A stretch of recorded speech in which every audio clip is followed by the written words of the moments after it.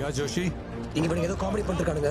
என்ன பண்றதுன்னு தெரியல. Situation out control. நீங்க சான்ச்சரி போய் ட்ராங்குலைசரை ரெடி பண்ணுங்க. எங்க இருந்து எப்போ ஃபயர் பண்ணணும்னு நான் சொல்றேன். Yes, okay.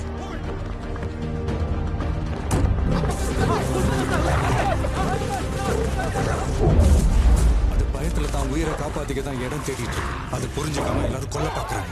இப்படியே போச்சுன்னா ஐநா ஸ்கூலுக்குள்ள ஏறி நீங்க ட்ராங்குலைசர் எடுத்துட்டு ஸ்கூலோட வெஸ்ட் எண்டுக்கு வந்துருங்க.